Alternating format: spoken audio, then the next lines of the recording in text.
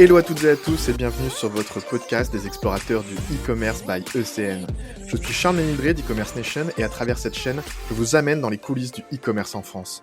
Vous découvrirez des retours d'expérience exclusifs avec les meilleurs conseils de e-commerçants, solutions ou autres acteurs de l'écosystème, mais aussi des histoires inspirantes et des personnalités hautes en couleur. Alors installez-vous confortablement pour ce nouveau podcast des explorateurs du e-commerce. Merci d'écouter les explorateurs du e-commerce et pour ce nouveau podcast, je suis en compagnie d'Emmanuele Lévy, General Partner et Clara Cornu, Venture Capital chez 360 Capital. Alors dans ce podcast, nous parlerons de fonds d'investissement mais aussi de la notion de capital risque au sein de l'écosystème du e-commerce. Bonjour Clara et bonjour Emmanuele, merci de participer à ce podcast en ma compagnie. Alors on va parler tous ensemble de 360 Capital, l'entreprise dans laquelle vous travaillez, qui est un fonds d'investissement avec notamment un focus sur le e-commerce. Mais avant d'entrer dans le vif du sujet, est-ce que dans un premier temps, vous pouvez vous présenter, un petit peu retracer votre parcours jusqu'à aujourd'hui? Emmanuele ou Clara, vous pouvez commencer. Bonjour Charles, merci de cette invitation. On est ravis de participer à ce podcast. Alors moi, c'est Emmanuele Lévy. Je suis un associé chez 360. Je travaille chez 360 depuis 2006. Après avoir passé déjà 6 ans dans le capital risque dans un autre fonds, mais basé plutôt à Milan. Et auparavant, moi, j'avais plutôt un parcours assez classique, école de commerce, et j'ai passé 7 ans entre conseiller en stratégie et banque d'affaires, à la fois à Londres et à Milan. Très bien. Clara, je te laisse te présenter à ton tour. Oui, et pour ma part, donc Clara Cornu, je suis analyste chez 360. Je les ai rejoints il y a 1 an, donc juste après mes études où j'ai fait une école de commerce. Ok, super. Merci à vous deux pour cette introduction et cette présentation. Alors, je le disais tout à l'heure en introduction, on parle de fonds d'investissement. Alors, c'est une structure qui parle quand même à beaucoup de personnes, en tout cas de nom, mais tout le monde ne sait pas exactement comment ça fonctionne. Est-ce qu'Emmanuele, tu peux nous expliquer un petit peu comment ça fonctionne un fonds d'investissement?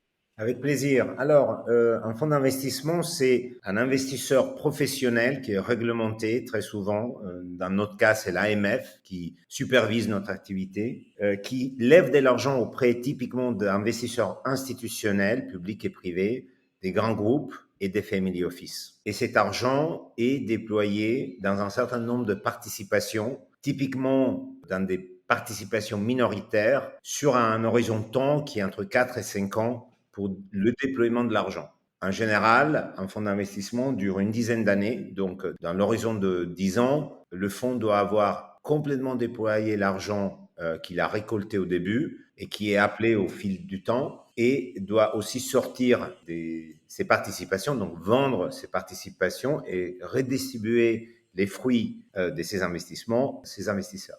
Très bien, bon, tu vois, on y voit un petit peu plus clair. C'était l'objet de cette question. Et j'en avais une autre par rapport un petit peu aux termes qu'on peut entendre. Est-ce que tu peux nous expliquer la notion de capital risque? Bien sûr. Alors, dans le private equity, on a plutôt plusieurs classes d'actifs, dont le capital risque ou venture capital. Le capital risque, c'est une classe d'actifs qui a le but de financer des sociétés très jeunes qui typiquement perdent encore de l'argent. Des fois, même, les sociétés n'ont pas été encore créées et avec une ambition de aller chercher des sorties avec des multiples très élevés. Donc, il y a un risque sous-jacent significatif pour un upside très significatif. Ok, donc c'est pour ça la notion de capital risque, c'était important d'en parler aussi pour pas tout confondre. Juste avant qu'on rentre peut-être dans le vif du sujet, en parlant notamment de e-commerce, est-ce que tu peux nous expliquer ce qui te plaît dans ton activité, ce qui te stimule au quotidien? Alors, moi, je suis rentré dans la profession en janvier 2000. Je ne te cache pas que c'était probablement le pire timing possible parce que 2 mois après, il y a eu l'éclatement de la bulle sur le Nasdaq et le marché est rentré dans une phase de burn qui a duré 2, 3 ans. Malgré ce début un peu compliqué, moi, je trouve que c'est un métier qui est très enrichissant parce que c'est un métier dans lequel on fait un accompagnement qui est assez long et en cas de succès, c'est pas toujours le cas des boîtes que nous accompagnons, mais il y a quand même aussi des boîtes à succès. On a l'impression d'avoir contribué à côté des entrepreneurs à quelque chose qui est pérenne et qui vient au-delà de la vie du fonds. C'est un peu ça, vraiment le driver pour moi, pour continuer à faire ce métier. Super, bah, merci beaucoup, à tous les 2 voilà, pour cette présentation et un petit peu ce contexte, dans le cadre de ce podcast. Alors là, on va rentrer un petit peu plus dans le vif du sujet en parlant de 360 Capital et un petit peu coupler ça avec le e-commerce qui est notre sujet de prédilection chez E-commerce Nation évidemment. Alors Clara, maintenant je vais m'orienter vers toi. Chez 360 Capital, vous avez sorti, récemment un mapping sur le e-commerce. C'est une vue, 360 degrés, hein, c'est le cas de le dire, de l'écosystème du e-commerce, c'est bien ça? Est-ce que tu peux, nous en parler avec un peu plus de détails?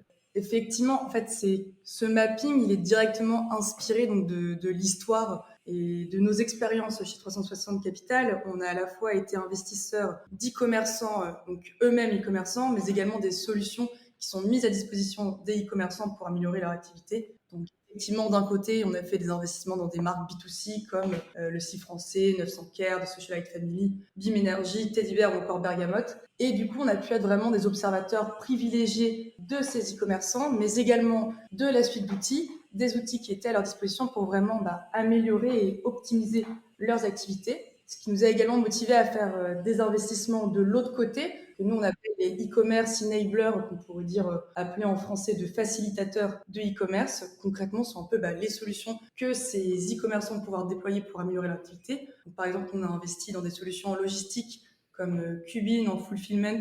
On a également fait Milkman en last mile delivery, donc en dernier kilomètre. On a Exotech aussi, pour tout ce qui est automatisation des entrepôts. Ou encore même en acquisition, on a fait un investissement chez ID5 qui permet de faire du targeting cookieless. Donc voilà, on est vraiment riche de ces expériences chez 360 Capital. Et en plus, à côté, il y a une tendance de fond du e-commerce qu'on a observé. Donc concrètement, le marché du e-commerce ne fait que croître d'année en année. En fait, l'explication la plus simple derrière tout ça, c'est qu'il n'a jamais été aussi simple de créer un site e-commerce. Et on pense que désormais, voilà, il suffit plus juste de créer son site e-commerce, mais il faut aller chercher du raffinement sur toute sa chaîne de valeur. Donc, au-delà de mettre le site en ligne, c'est vraiment de penser à l'acquisition, à la conversion de clients, de penser également au check-out, de penser également aux solutions logistiques, de penser également au fait de s'occuper et d'engager sa base de clients. Donc voilà, à tous ces différents stades, on a voulu mapper les différentes solutions qui existaient pour ces e-commerçants et c'est ce qui s'est retranscrit visuellement dans ce mapping qu'on voulait mettre à disposition de l'ensemble de l'écosystème. C'est super intéressant ce mapping, hein. N'hésitez surtout pas à aller le voir, vous qui nous écoutez sur ce podcast. Comme l'expliquait Clara, il y a vraiment la vision voilà, des solutions qui sont là, mais aussi des e-commerçants. Voilà, tout ça mixé sur ce mapping, donc vraiment très intéressant pour comprendre toutes les tendances et voilà, un petit peu la suite d'outils qui peut vous aider à libérer votre croissance. Je me tourne vers toi maintenant, Emanuele. Donc, tu es General Partner de 360 Capital, on en parlait tout de suite. Est-ce que tu peux nous présenter cette entreprise ainsi que ses champs d'action? Alors, 360 Capital est une équipe de gestion qui est active depuis 97. Donc, l'activité a démarré à l'époque, la première vague Internet arrivait des États-Unis en Europe et on s'était rendu compte qu'il n'y avait pas d'investisseurs spécialisés capables d'analyser ce type de dossier. Aujourd'hui, la société est composée d'une vingtaine de personnes. On a 2 bureaux, un bureau à Paris et un bureau à Milan. On se focalise en termes de territoire sur l'Europe continentale et je dirais 80% de nos investissements se concentrent sur la France et sur l'Italie. Aujourd'hui, nous sommes un investisseur early stage, donc on peut faire des tours d'amorçage et des tours des séries A. En amorçage, les tickets que nous investissons à l'entrée sont entre 200 000 euros et 2 millions d'euros.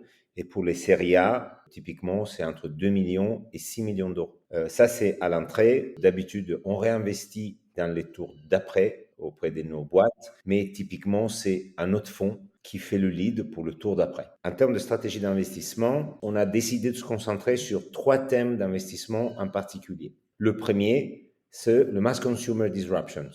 C'est un petit peu une logique on accompagne des sociétés qui souhaitent changer l'expérience cliente et qui portent de l'innovation qui est une innovation d'usage. C'est pas une innovation technologique stricto sensu. Et du coup, dans ce premier groupe, effectivement, on trouve pas mal de boîtes B2C e-commerce qu'on a eu le plaisir d'accompagner dans le passé. Le deuxième thème d'investissement, c'est B2B Mass Process Automation. Donc, on finance des sociétés qui développent des outils qui aident tout type d'organisation à porter plus d'automation dans leur process. Et ça peut être des solutions purement software, donc des SaaS B2B, mais ça peut être aussi des solutions plus complexes avec un côté hardware, typiquement des robots, et un côté software. C'est l'exemple d'Exotech dont Clara parlait un peu plus tôt. Le troisième thème d'investissement qui nous intéresse, c'est la deep tech. Et donc pour nous, la deep tech, ça veut dire financer des sociétés qui souhaitent développer une vraie techno défendable avec de l'IP protégé. Donc, on est prêt à financer des années de développement de ce type de techno. Et historiquement, au sein de ce troisième thème, on a touché à un certain nombre de sujets. D'abord, on a pas mal financé des capteurs de nouvelle génération pour des applications les plus variées, de la voiture autonome jusqu'à des applications dans les téléphones mobiles. Un deuxième sujet au sein de Deep Tech qui nous a intéressé pas mal, c'est le Space Tech. Le Space Tech, c'est surtout le marché des microsatellites, donc des satellites de nouvelle génération un peu low cost. Et ce qui nous a intéressé, c'est à la fois les technos embarqués dans ce type de nouveaux satellites, mais aussi des nouveaux business qu'on peut bâtir en exploitant la data qui est générée par des constellations de satellites low cost. Et dernier sujet auquel on a touché un peu, c'est le quantum computing. Donc, on a pour l'instant financé une société dans le monde du quantum computing. On trouve un marché extrêmement intéressant et à très haut potentiel. Top, bah merci à toi pour ces précisions. Donc, si on doit résumer plutôt trois types de sociétés, ceux qui changent l'expérience client au niveau des usages, ceux qui développent des outils qui aident les organisations dans leur process, ainsi que la deep tech, donc les sociétés qui développent de la techno. Et toi, de ton côté, comment s'est fait ton entrée dans le milieu du e-commerce? Alors, moi, effectivement, l'activité de capital risqueur, je l'ai plutôt commencé par le monde de l'e-commerce. Peut-être pour donner un peu de contexte. Début année 2000, l'e-commerce a débuté à arriver même en Europe, mais il y avait plutôt pas mal de résistance dans l'adoption de ce type de marché ou même à regarder ce type de secteur. Et à cette époque-là, moi, j'avais investi en amorçage dans une société qui s'appelle Yux. Aujourd'hui, il s'appelle Yux Net-à-Porter. Yux, c'est une société italienne qui a été créée à Bologne et qui a commencé par proposer aux marques de mode de gérer leur fin de série différemment. Donc, c'était un go-to-market qui était, à mon avis, très intelligent parce que la mode à l'époque était très sceptique par rapport à l'idée de rajouter un canal de vente comme l'e-commerce. Il disait, non, ça va rentrer avec les canaux historiques qui font le gros de mes volumes, donc je veux surtout pas faire de l'e-commerce. Et en fait, par la porte du fin de saison, Internet était une solution extrêmement intéressante pour le monde de la mode parce que ça donnait la possibilité de gérer les fins de saison et de contrôler où est-ce que ce produit allait être vendu, chose que dans le monde physique était impossible. Avant Yux ou avant vente privée, parce qu'il y a des acteurs qui ont émergé en Europe, dans plusieurs pays. Le monde de fin de saison, c'était un monde assez opaque où on achetait des produits par kilo et la marque perdait complètement le contrôle du produit. Donc, c'est par ce biais-là que Yux a réussi à commencer à signer des belles marques et des très belles marques comme Armani, par exemple. Et c'est grâce à ce premier approche un peu chaîne de valeur et j'arrive avec une solution qui adresse un problème bien identifié et connu que Yux a commencé vraiment à travailler avec le monde de la mode. Et derrière, évidemment, ils ont aussi développé une offre autour des années 2005, 2004, 2005, une offre de, non seulement je gère le fin de saison pour toi, mais si tu le souhaites, je peux aussi faire l'e-commerce as a service, l'e-commerce délégué. Donc, ils ont commencé à travailler avec des marques qui n'avaient pas, à cette époque-là, envie d'embaucher une équipe spécialisée parce qu'il y avait quand même des barrières à l'entrée assez compliquées pour se lancer, commencer à vendre en ligne. Il y avait des enjeux de logistique qui n'étaient pas banals. Les plateformes e-commerce étaient très chères. Et donc, c'est comme ça que Yux a développé un deuxième business qui était plutôt l'e-commerce délégué pour les marques. Donc, c'est comme ça que je suis rentré dans le monde de l'e-commerce. Et je trouve que c'est très intéressant parce que à cette époque-là, on avait tendance à dire, Internet, c'est un autre canal de vente, il faut juste aller direct et on oublie tout ça. Et en fait, non, très souvent, l'e-commerce et les plateformes e-commerce ont permis à des secteurs d'adresser des problèmes historiques qui existaient et qui ont résolu grâce à Internet.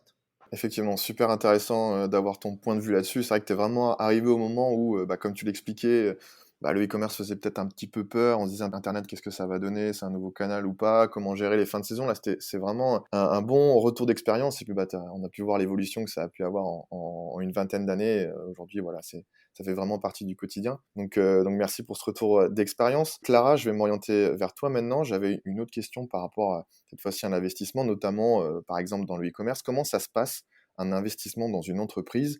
Quelles sont les différentes étapes qui se suivent? Est-ce qu'il y a des cases à cocher, etc. Alors, de manière générale, que ce soit une entreprise e-commerce ou non, plus que des cases à cocher, mais nous, en fait, on doit quand même trouver deux éléments qui sont très importants. On veut d'une part un entrepreneur ou des entrepreneurs qui sont audacieux, audacieuses et qui ont en face une idée vraiment incroyable. Et si on s'intéresse plus particulièrement à notre thèse de Mass Consumer Disruption dont Emmanuel a parlé, nous, l'idée derrière cette thèse-là, c'est d'aller vraiment chercher des produits qui vont créer de la valeur, qui vont vraiment disrupter une expérience consommateur, qui vont changer des usages en profondeur. Donc l'idée, on veut voir ces produits disruptifs qui vont changer les marchés et on veut voir des marques ou des entreprises qui soient capables d'utiliser justement les outils qui existent pour cerner les vrais enjeux et in fine, du coup, pour nous, pouvoir devenir des vrais champions. D'accord. Si vous nous écoutez et que vous vous considérez comme un entrepreneur ou une entrepreneuse audacieux ou audacieuse avec une bonne idée, c'est peut-être le moment de contacter Clara et Emanuele. Mais du coup, voilà, vous essayez de trouver des personnes et en tout cas des idées qui vont casser les codes et créer des nouvelles choses. C'est bien ça, si j'interprète bien tes propos. Exactement. Enfin, Emmanuel parlait plutôt du capital risque, où en fait, nous, le risque est inhérent au fait que l'entreprise soit très jeune. Donc, en fait, au tout début, la seule vraie base qu'on a, c'est l'équipe. C'est un peu la seule cible qu'on peut avoir, c'est de faire confiance à l'équipe pour justement faire de cette idée qu'ils ont, de ces prémices d'idées qu'ils ou elles vont avoir, d'en faire vraiment un business qui peut vraiment conquérir le monde d'une certaine manière. Top, merci Clara pour ta réponse. Alors Emmanuel, tu es aussi, en plus de ton poste de Général Partner à 360 Capital, tu es aussi membre fondateur de France Digital. Est-ce que tu peux nous présenter l'association et le rôle que tu y tiens? Absolument. Alors, France Digital, c'est une association qui a été créée à l'été 2012 et avec une mission qui était celle de rassembler entrepreneurs et investisseurs au même endroit et pour mesurer l'intérêt de l'investissement en capital risque vers l'économie réelle et pour essayer de porter la voix de notre écosystème auprès des pouvoirs publics. Donc, c'est une association équilibrée. Donc, le board de France Digital est composé de 10 entrepreneurs et 10 investisseurs. Et certainement en France, l'association a trouvé des interlocuteurs qui, dans le temps, ont su les écouter et ont su, à mon avis, développer une politique pour le digital et l'innovation qui reste encore aujourd'hui parmi les meilleurs en Europe. C'est intéressant parce que le début de France Digital, ça a été assez compliqué. C'était l'époque du PLF 2013 qui était présenté et qui envisageait de taxer le travail et le capital de la même façon. Et donc, il y avait eu le phénomène, le phénomène des pigeons. Donc, les entrepreneurs français avaient commencé à prendre la parole en disant, mais le travail et le capital ne peuvent pas être taxés de la même façon. Un entrepreneur prend des risques. Il y a un gros downside. Nous, on a tendance à penser à toutes les boîtes qui deviennent connues et ils sont des gros succès, mais il y en a des milliers qui n'arrivent pas du tout là. Et donc, c'est très déséquilibré et ça va décourager l'entrepreneuriat en France. Et c'est un peu sur ça que la sauce a commencé à travailler. Moi, j'étais avec 10 autres investisseurs et 10 autres entrepreneurs parmi les fondateurs. Je suis resté au bord de l'association pour une dizaine d'années. Et après, j'ai passé la main parce que je pense aussi que c'est important dans une association d'avoir un bon taux de rotation. Ok, très bien, merci pour ta présentation de France Digital. Alors maintenant, on va passer un petit peu à la troisième partie qui a comme objectif de parler du capital risque dans les commerces de demain. Alors ce qui est intéressant justement par rapport à ce qu'on vient de se dire, c'est que tout à l'heure, Emmanuel, tu nous parlais que tu étais arrivé dans le milieu du e-commerce dans les années, début des années 2000 où voilà, c'était on s'interrogeait sur ce que ça allait devenir. Alors maintenant, avec vos différentes expériences, puis Clara, je pense que je vais m'orienter vers toi pour cette réponse, mais comment est-ce que tu as vu évoluer le e-commerce? Effectivement, il y a eu une évolution dans le e-commerce qui s'est fait à plusieurs niveaux. Il y a eu d'un côté une énorme évolution de l'offre. En fait, aujourd'hui, lancer un site e-commerce, c'est extrêmement simple. Il n'y a plus de barrières à l'entrée. Le secteur est vraiment très mûr et il y a toute une suite de solutions qui sont à disposition des e-commerçants pour lancer un business en très peu de temps. En fait, c'est une accélération qui est vraiment dingue conceptuellement. Il est possible de faire aujourd'hui en quelques jours, voire semaines, ce qui prenait autrefois plusieurs années, parfois rien que pour lancer et construire son site e-commerce. Et donc, en fait, beaucoup d'acteurs sont attirés par cet aspect-là et ça se retranscrit dans un marché du e-commerce qui cesse de croître, et rien que sur cette année, qui devrait dépasser on parle de 5 trilliards de dollars. Donc il y a eu cette première évolution de l'offre et en fait, ça a également grandi de pair avec une énorme évolution de la demande. Et si on regarde en fait sur les 20 dernières années, les gens ont complètement afflué en ligne pour acheter des choses qui paraissaient complètement impensables autrefois et ça se retranscrit beaucoup dans les investissements qu'on a fait. Par exemple, aujourd'hui, les gens peuvent acheter en ligne de l'art, par exemple le Yellow Corner dans lequel on a investi, également des matelas avec Teddy Bear, des fleurs avec bergamote. Et voilà, donc vraiment tous ces biens-là, c'était complètement impensable il y a 20 ans de se dire qu'on allait les acheter sur Internet. Et je dirais même qu'en fait, avec le Covid, ça a complètement achevé de convaincre les gens qu'il était possible d'absolument tout acheter en ligne. Donc voilà, il y a eu ces deux évolutions-là. Mais nous, ce qui nous intéresse désormais, c'est de se dire que les marchands se sont rendus compte qu'en investissant eux-mêmes dans leur activité en ligne, ils pouvaient libérer leur croissance, voire même, dans certains cas, générer un meilleur retour sur investissement que sur le hors-ligne. Et donc, ils ont commencé à regarder cette suite d'outils. Donc, pour venir à ces facilitateurs de e-commerce, nous, on a voulu un peu segmenter en 5 niveaux. Et pour rentrer concrètement, en fait, dans nous, ce qui nous a intéressé dans ces facilitateurs d'e-commerce, c'est de se dire qu'à chaque étape de l'expérience client et consommateur, il y a une manière d'affiner sa solution. Premièrement, que ce soit au niveau de la construction même du site internet, au niveau de l'infrastructure, mais également au niveau des connecteurs data qu'on va mettre dès le début pour être sûr de bien récupérer la bonne donnée sur ses clients. Deuxièmement, c'est au niveau de l'acquisition et la conversion de clients, s'assurer qu'on va vraiment venir alimenter le haut du funnel sur son site internet et après de convertir, d'avoir le bon push au bon moment pour pousser effectivement les clients à passer l'acte et acheter effectivement le produit. Qui amène du coup au moment du checkout, troisième étape, donc de dire il faut que ce soit absolument extrêmement simple. Ce serait vraiment trop dommage de perdre les clients à ce moment-là. Et aujourd'hui aussi, désormais, il faut vraiment proposer toute la suite, les différentes possibilités de paiement qui existent aujourd'hui, que ce soit le paiement fractionné, voire même, si on réfléchit un peu plus loin, le paiement en crypto ou autre, ce qu'on peut imaginer. Quatrième étape, c'est toute l'étape de la logistique, que nous, on pense vraiment faire partie intégrante de l'expérience client. Aujourd'hui, quand on achète un produit, on s'attend effectivement à le recevoir bien emballé au bout d'un certain moment, d'avoir des informations sur le tracking. Ça fait partie intégrante de l'expérience client. Et après, dernière étape, il faut absolument penser tout ce qui est l'expérience post-achat, comment on va s'occuper de sa communauté et comment on va engager cette base de clients. Donc, ça va être du emailing segmenté, c'est parler au bon consommateur au bon moment. Et ça, même à titre personnel, je pense que c'est une partie qui est très, très importante en ce moment, surtout quand on pense aujourd'hui où les e-commerçants doivent absolument essayer d'allonger et d'augmenter la lifetime value des consommateurs plutôt que de dépenser trop en allant en acquérir des nouveaux. C'est super intéressant, d'avoir un petit peu cette photographie, de l'évolution, du commerce. C'est vrai que comme tu le disais, aujourd'hui, monter un site, ça peut aller très vite. Je sais que, voilà, je peux proposer tout de suite une offre. Je sais que je vais avoir aussi de la demande puisque comme tu nous l'expliquais, maintenant un petit peu tous les produits ont été, désacralisés en ligne et puis, pour développer ma croissance, j'ai tous ces facilitateurs comme vous les appelez, cette suite d'outils, sur la construction, l'acquisition, le check-out, la logistique et aussi le customer care qui me permettent, voilà, de me développer. Donc ça, c'est un petit peu le e-commerce d'aujourd'hui, mais selon toi, comment ce e-commerce va évoluer? Quel est l'avenir du e-commerce?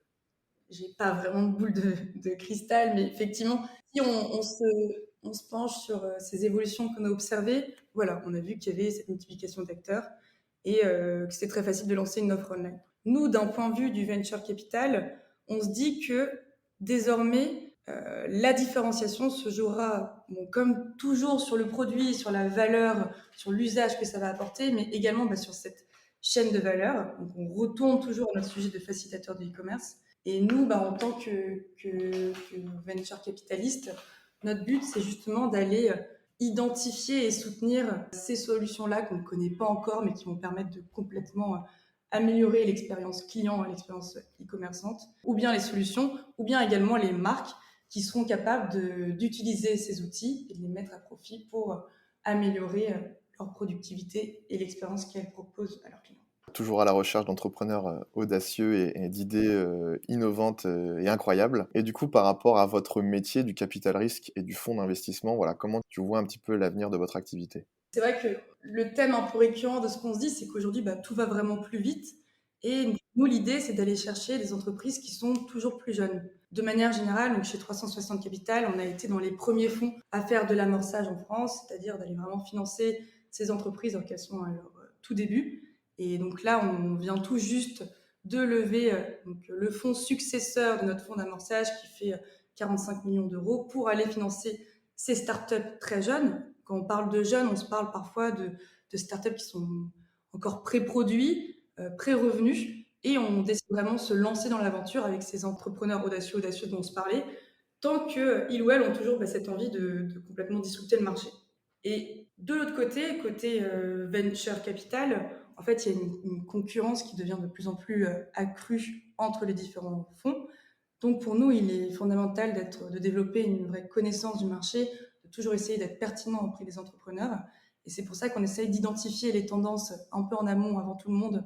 Et c'est pour ça que typiquement, ça se retranscrit dans cet exercice de ce mapping, de vraiment se plonger dans un marché, dans une industrie, et après être pertinent quand on trouve justement les entreprises qui nous intéressent. Justement, on en revient au mapping, mais n'hésitez surtout pas à aller consulter ce mapping, c'est vraiment intéressant pour, comme l'expliquait Clara, voir toutes les nouvelles tendances qui se dégagent. Merci beaucoup Clara pour tes réponses. On arrive bientôt à la fin de notre échange. Emanuele, si tu veux, je peux te laisser le mot de la fin, si tu as un propos que tu as envie de souligner pour conclure cet échange. Merci Charles. Alors, je crois que la conclusion est assez simple en fait. Moi, j'ai envie de vous dire que nous, on est encore convaincus qu'il y a des champions qui vont émerger dans l'e-commerce. Donc, l'e-commerce, c'est un marché beaucoup plus mûr, articulé et complexe. Et le mapping a essayé aussi de faire une synthèse de quels sont tous les outils possibles pour naviguer dans le marché actuel de l'e-commerce. Mais il y a encore énormément d'opportunités à saisir.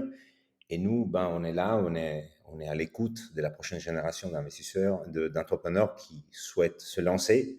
Évidemment, les règles du jeu ont changé, on l'a expliqué pendant la dernière demi-heure. C'est plus les enjeux les plateformes e-commerce au début des années 2000 coûtaient entre 500 000 euros et 1 million. Là, c'est vraiment autre chose. Donc, il faut vraiment comprendre quels sont les enjeux, mais l'opportunité est là et nous, on est à votre écoute si vous souhaitez vous lancer. Donc il y a encore de l'avenir dans l'e-commerce et des défis à relever. Si on doit retenir quelque chose de ce mot de la fin, ce serait cela. Merci beaucoup en tout cas Clara et Emanuele de 360 Capital d'être venus nous parler de votre métier, de vos enjeux et de votre mapping, de votre actualité. Dans ce podcast des explorateurs du e-commerce, ça a été un grand plaisir d'aborder ces thèmes avec vous. Merci beaucoup, Charles. Et puis à très bientôt sur e-commerce Nation pour continuer votre exploration du e-commerce. Merci à tous.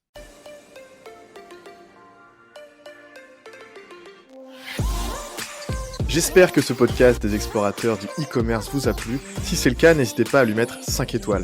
Je vous encourage également à vous abonner pour découvrir de nouvelles histoires inspirantes. Et si vous souhaitez nous partager votre expérience, je vous invite directement à me contacter.